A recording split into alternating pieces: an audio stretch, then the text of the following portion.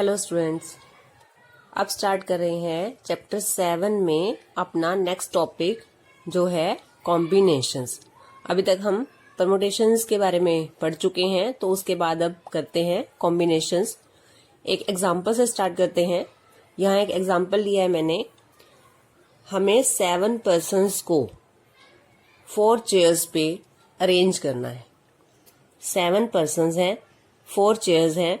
First part में हमें 7 persons को 4 चेयर्स पे अरेंज करना है और सेकेंड पार्ट में हमें बताना है how many groups of 4 persons can be made.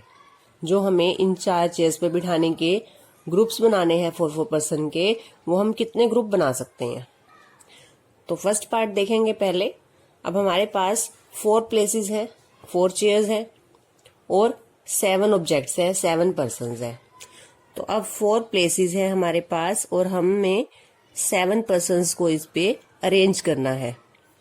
तो फर्स्ट चेयर पे आप कितने वेज से पर्सन अरेंज कर सकते हो। इस प्लेस पे आप 7 वेज से अरेंज कर सकते हो। अब सेकंड प्लेस के लिए हमारे पास कितने पर्सन अवेलेबल हैं, क्योंकि एक पर्सन यहाँ पर है तो रिमेनिंग 6 पर्सन यहाँ के लिए अवेलेबल है, क्योंकि जो 7 पर्सन हैं वो क्या है, वो डिस्टिंक्ट पर्सन हैं। नेक्स्ट प्लेस के लिए हमारे पास 5 पर्सन हैं और नेक्स्ट चेयर के लिए हमारे पास 4 पर्सन हैं। तो टोटल अरेंजमेंट्स कितने होंगे हमारे 7 × 6 × 5 × 4। या इसे इस वजह से भी कह सकते हैं कि हमारे पास 7 पर्सन हैं या 7 ऑब्जेक्ट्स हैं और 4 चेयर्स हैं। तो n की वैल्यू हमारी 7 है और r की वैल्यू 4 है। Repetition not allowed and all objects are distinct. Therefore, number of arrangements क्या होंगे हमारे यहाँ पर, number of arrangements 7p4। इस तरह से भी हम कर सकते हैं इसको। तो ये हमारे नंबर ऑफ टोटल अरेंजमेंट्स। अब हमें बताना है सेकेंड पार्ट में how many groups of 4 persons can be made. अब इस पार्ट को देखेंगे कि हम कैसे कर सकते हैं। अब हमने मान लिया कि जो हमारे 7 पर्सन्स हैं इनको हमने P1 to P7 नाम दे दिया। अब हमने 4 के ग्रुप्स बनाने हैं। तो पहला ग्रुप बनाया मैंने कि P1 से P4, ये मैंने 4 पर्सन ले लिए, इनका एक ग्रुप सिलेक्ट कर लिया मैंने। अब इस ग्रुप को सिलेक्ट कर लिया तो इस ग्रुप को मैं कितने वे से अरेंज कर सकती हूँ कि 4 पर्सन है, 4 ही चेयर्स हैं, तो NPN यानी कि 4p4, तो 4 फैक्टोरियल वेज से हम इसे अरेंज कर सकते हैं पहले ग्रुप को। अब जरूरी नहीं है कि मैंने पहले 4 पर्सन ही चूज करने हैं, इन्हीं को सिलेक्ट करना है मुझे। मैंने P2, P3, P4, P5 second group इस तरह से चूज कर लिया कि मैंने P2 से P5 तक ग्रुप चूज किया। और क्योंकि ये 4 पर्सन है, 4 ही चेयर्स हैं, तो मैं इनको फैक्टोरियल 4 वेज से अरेंज कर सकती हूँ। जरूरी नहीं है, हो सकता है मैंने P1 P2 2 ये लिए, इधर से P4 P5 ये 4 पर्सन ले लिए, इस तरह से ग्रुप बना लिया। अब 4 पर्सन है, 4 चेयर्स हैं, तो उन्हें फिर से मैं 4 फैक्टोरियल वेज से अरेंज कर सकती हूँ। तो यहाँ पर कितने नंबर ऑफ ग्रुप्स बन सकते हैं, हम यहाँ पर सपोज कर लेते हैं कि लेट नंबर ऑफ ग्रुप्स जो हैं वो x हैं, क्योंकि हम देख रहे हैं कि यहाँ पे हमारे कितने भी नंबर ऑफ ग्रुप्स बन सकते हैं। पहले हमने पहले 4 लिए, हो सकता है आप लास्ट से 4 ले लो, हो सकता है आप यहाँ से बीच में से 2 और लास्ट के 2 ले लो। कोई भी आप 4 पर्सन यहाँ से सिलेक्ट कर सकते हो, तो आपका एक ग्रुप बन जाएगा 4 पर्सन का।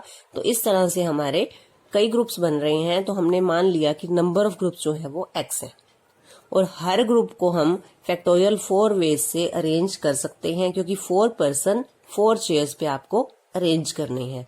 तो नंबर ऑफ ग्रुप्स x है, तो नंबर ऑफ अरेंजमेंट्स कितने हो जाएंगे हमारे। 1 ग्रुप को अरेंज करने के हमारे पास कितने वेज हैं, फैक्टोरियल 4 वेज। फैक्टोरियल 4 कहाँ से आया, ये क्लियर होना चाहिए 4p4 से, कि हमने 4 पर्सन तो कोई भी सिलेक्ट कर लिए, फिर उनको 4 चेयर्स पे बिठाना है। तो नंबर ऑफ अरेंजमेंट्स कितने होंगे, 4p4। अब 1 ग्रुप को अरेंज करने के फैक्टोरियल 4 वेज हैं, तो हमने x ग्रुप माने हैं, तो x ग्रुप को हम x इंटू फैक्टोरियल 4 वेज से अरेंज कर सकते हैं। तो ये तो है number of arrangements, x into factorial 4।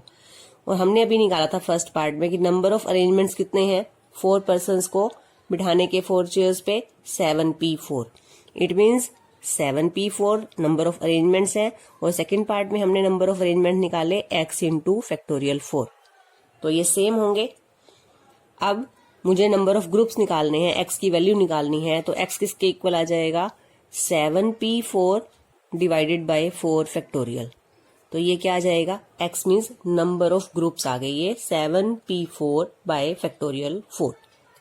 अगर मैं इसे जनरल फॉर्मूले में कन्वर्ट कर दूं कि यहाँ पे 7 जो है क्या है नंबर ऑफ ऑब्जेक्ट्स, यानी कि 7 n की वैल्यू 7 है और r की वैल्यू 4 है, तो जनरल फॉर्मूला क्या बन जाएगा यहाँ पे हमारे पास, अगर मैं ये कह दूं कि मेरे पास n ऑब्जेक्ट्स हैं और उनमें से मुझे r ऑब्जेक्ट्स के ग्रुप्स बनाने हैं, तब नंबर ऑफ ग्रुप क्या बनेंगे npr divided by factorial r। From n objects, यानी कि मेरे पास जो 7 ऑब्जेक्ट्स थे उनको मैंने n ऑब्जेक्ट्स ले लिया और मुझे यहाँ पे 4 पर्सन के ग्रुप बनाने थे, अब मुझे r ऑब्जेक्ट्स के ग्रुप बनाने हैं, तो फॉर्मूला हो जाएगा npr divided by factorial r, और इसी को नाम दिया जाता है कॉम्बिनेशन का ncr। ये किसके इक्वल है ncr के, यही कॉम्बिनेशन है, यहाँ पे हम ग्रुप बना रहे हैं। हमने x का मतलब क्या है 4 पर्सन सिलेक्ट किए हैं हमने, जो है n ऑब्जेक्ट्स में से r ऑब्जेक्ट सिलेक्ट किए हैं, 7 पर्सन में से कोई भी 4 पर्सन सिलेक्ट किए हैं, और उन 4 पर्सन्स को सिलेक्ट करते टाइम हमने कोई अरेंजमेंट का ध्यान नहीं रखा कि हम कोई भी 2 पर्सन कहीं से भी ले सकते हैं, तो ऑर्डर का हमने कोई ध्यान नहीं रखा। यहाँ पे ऑर्डर मैटर नहीं करता। All objects are distinct, repetition is not allowed and order doesn't matter, कि ऑर्डर कोई भी हो सकता है। हमने इन 7 में से जब ग्रुप बनाए थे 4-4 पर्सन के, तो कोई भी 4 पर्सन्स का ग्रुप बनाया है, तो order does not matter. This is called combination. C P means permutation.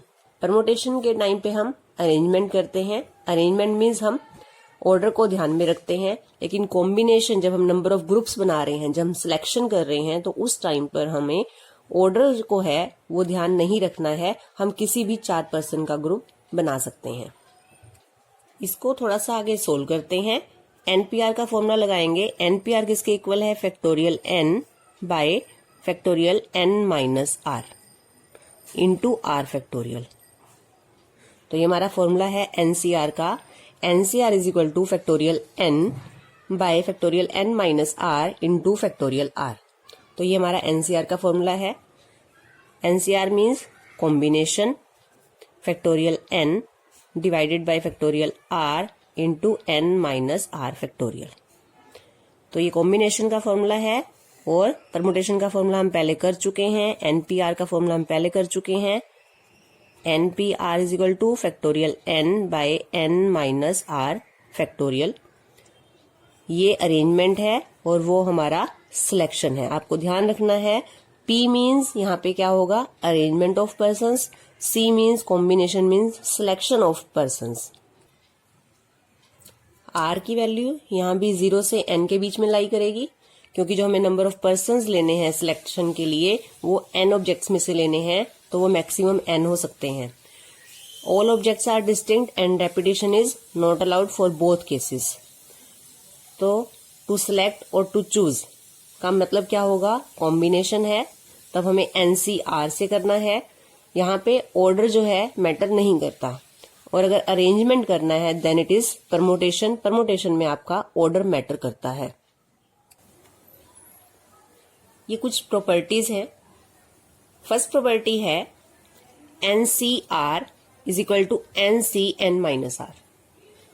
तो इस तरह से अगर ये दोनों सेम है वैल्यू, तो 10C8 और 10C2 सेम होंगे, क्योंकि NCR 10C8 is equal to NCN minus r, यानी 10 minus 8 2।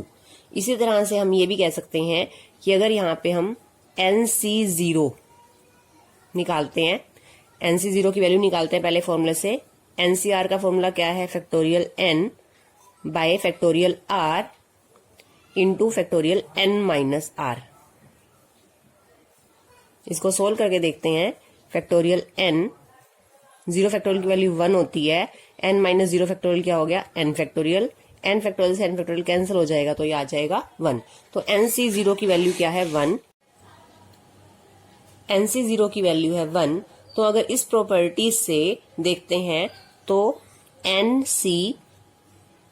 n minus r, n minus क्या होगा, n माइनस 0 यानी कि n माइनस 0 n, NCR की वैल्यू भी क्या आएगी 1, तो NC0 की वैल्यू भी 1 है, NCN की वैल्यू भी 1 है। सेकेंड प्रॉपर्टी है NCR plus NCR minus 1 is equal to n plus 1 CR। तो इसे क्वेश्चन में हम डायरेक्ट यूज करेंगे प्रॉपर्टी को। NCR इज इक्वल टू, ये हम कर चुके हैं, NPR by factorial R। Fourth property देखेंगे, if NCA is equal to NCB, अगर नंबर ऑफ ऑब्जेक्ट सेम होंगे और यहाँ पे A और B की वैल्यू या तो फिर इक्वल होगी और N is equal to A plus B।